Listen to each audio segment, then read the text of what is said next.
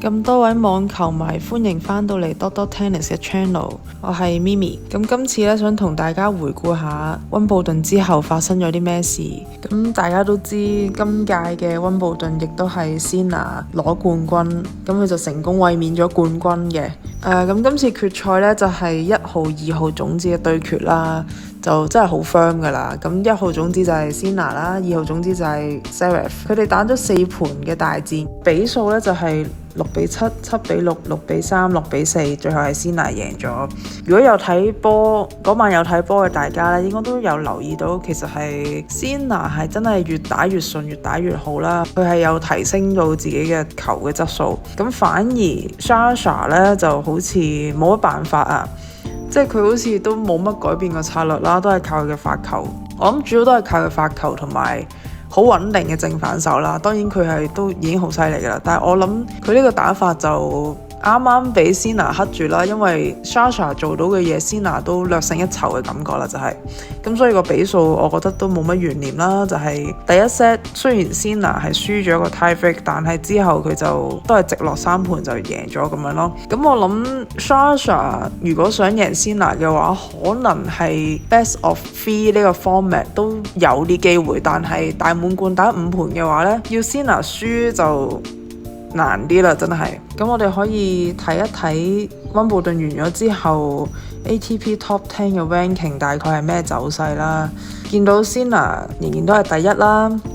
咁 Carlos 呢，佢係曾經跌過去第3嘅，但係最近呢 Live ranking 呢都上翻第2。咁 Sinner 嗰個分數就係遙遙領先嘅，大家見到佢有13,450分。咁排第2嘅 Carlos 咧就係8,160分啦。咁見到第一同第2或者打後嘅球員嗰個差距真係好大。咁當然啦 ，Carlos 係因為傷咗手腕，所以佢係玩唔到比賽啦。佢由法網開始都冇打啦。咁佢預計係 Cincinnati 先會出翻嚟嘅，就喺8月中嘅時候。咁我覺得即係由積分上，大家就可以好清楚見到，即係呢2年啦 Sinner 係遠遠拋離其他球員。咁我諗咁講係 fair enough 啦，係咪？因為佢嘅分數真係拋離得太多啦，同其他人。好，之後我想同大家講下 Carlos 嘅近況啦，因為大家都好耐冇見佢啦，係咪？我自己對上一次喺熒幕見到佢呢，就係世界盃，因為西班牙係入咗決賽同埋贏咗啊嘛。咁 Carlos 咧就係佢依家嗰個傷患就係右手手腕受傷，咁所以佢自從泥地季嗰陣時開始已經冇打波啦。佢咧就預計8月中嘅 Cincinnati 咧就會係佢復出嘅一個 tournament 嚟嘅。我自己就都好期待 Carlos 快啲出翻嚟打波啦，因為始終 Carlos 同 Sinner真係會令我諗起以前拿度同費達拿嗰種旗鼓相當，然後佢哋每次嘅比賽都係好精彩咁樣打啦，而唔係你估到嘅結果咯。不過始終 Carlos 冇打比賽咁耐呢，我覺得佢都要啲時間去 pick up 嘅，所以個人嚟講就冇特別大嘅期望嘅，即係佢應該唔會一出嚟就贏一個 tournament 㗎嘛，係咪？咁我覺得都要俾啲時間，所以應該我諗尾網左右可以觀察下。好，之後就再同大家睇下，咁溫布頓完咗之後呢，就有2個泥地嘅250分別喺瑞士同埋瑞典嗰度打嘅。邊2個球員攞到冠軍呢？我真係估都估唔到，竟然係 Tsitsipas 同埋 Zverev。咁我自己就好中意 Zverev 啦。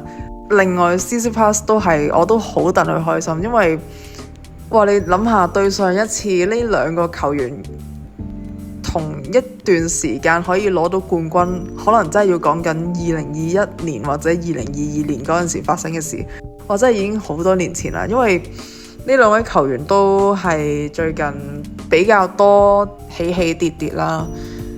先講下 Tsitsipas， 咁佢以前曾經係最高排名排過第3嘅，過去我諗2年啦，狀態都真係起起伏伏。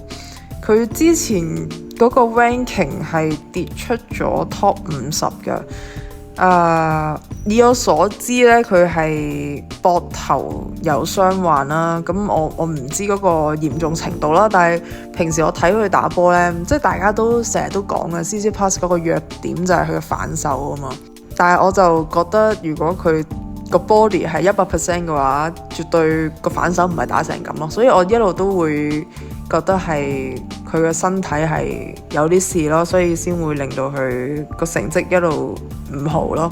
咁所以今次佢喺瑞士攞到冠軍呢，我係真係好戥佢開心啦，因為呢個係佢今年第一個 title， 然後佢對上一次攞 title 已經係16個月之前嘅事啦，就係2025年喺杜拜啊。咁我自己就都好希望 Tsitsipas 可以有翻信心打好波，因為我都中意睇佢打波嘅。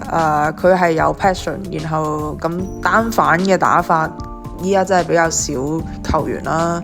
然後我就想講下 Woodbeth 啦，咁佢就喺瑞典打呢個泥地嘅250賽事，同 Tsitsipas 有啲相似嘅。Woodbeth 上一個 title 咧就係喺多哈，咁亦都係2025年啦，咁就係2月舉行嘅，所以兩個人都係隔咗1年多啲嘅時間先攞到下一個 title。即係雖然咧 Woodbeth 贏咗呢個 title 咧，只係幫佢升咗2個 ranking 啦，但係我覺得係一個對佢嚟講係一個好好嘅升旗，因為佢做到自己應該要做嘅嘢啦，即係要贏嘅比賽佢係贏到，然後佢 control 到自己嘅情緒，同埋我覺得佢喺呢個 tournament 咧，佢係打得好放鬆好自由，所以打咗好多靚波嘅。比起以前嘅佢呢，我諗即係以我嘅留意呢，就係如果打失咗一啲機會波，佢真係會好 frustrated， 然後會個 focus 會 lost 咗啦。佢要多啲時間先可以翻到嚟，但係我覺得佢有慢慢改善緊，即係一啲 mental side 嘅因素。咁當然啦，一啲 mental 上嘅嘢係要時間去慢慢改善嘅，即係唔同係一啲 technique，唔同係一啲練波就可以練得好嘅嘢啊嘛，係一個心理嘅因素，所以一路睇住佢每一年係有慢慢喺 mental 上邊有一個改善啦。我係真係戥佢好開心。咁順帶一提啦，頭先講到 Woodbeth 對上一個 title 係2025年嘅多哈，咁呢嗰個 title 就係佢人生第一次同一個 tournament 係贏到2次嘅。咁有趣嘅係佢啱啱喺瑞典贏到嘅 title 呢，佢喺23年都曾經贏過。我覺得對佢嚟講呢，同一個 tournament 要贏2次呢，都係一個 mental 上面嘅一個障礙嚟嘅。所以呢，佢依家連續2個 title 都係一個重複嘅 title 啦，即係以前有贏過嘅 tournament 再次贏到冠軍。我覺得係真係好戥佢開心，因為以前佢係做唔到呢件事。好，之後我哋可以睇下香港嘅球員 Coleman 最近係打成點呢？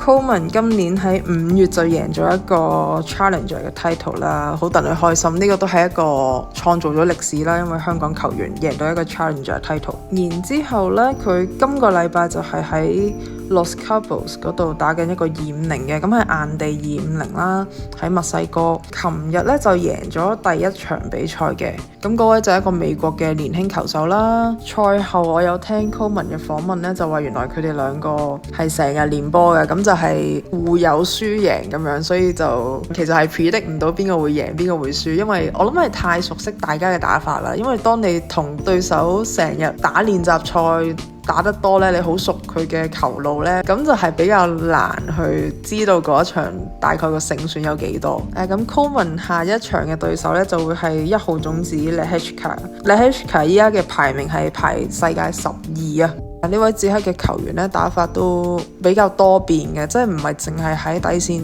死抽爛抽嗰一種啦。即係當然佢係所有 skill set 都好穩打穩紮，然後佢又有一個多變嘅打法，所以令到佢可以今年真係打得唔錯。所以我相信下一場一定係好難打㗎啦，對 Coleman 嚟講。咁但係我覺得都冇問題嘅，即係希望 Coleman 可以 enjoy 佢下一場比賽啦。咁我哋都可以一齊支持 Coleman。佢下一場比賽對 Lehecka 咧就會係好 friendly 一個時間，就係朝早9點啊。如果大家可以抽空睇嘅話，我都建議大家一齊睇啊，為 Coleman 加油好唔好？咁呢一集嘅每周回顧就去到呢度啦。咁呢個係我第一次做呢一個 format，希望大家可以俾啲意見，中意又好，唔中意都好，可以留言話俾我知啊。如果你身邊都有中意網球嘅朋友，希望你可以同佢 share 呢條片俾佢一齊聽。咁我哋如無意外，下星期再見，拜拜。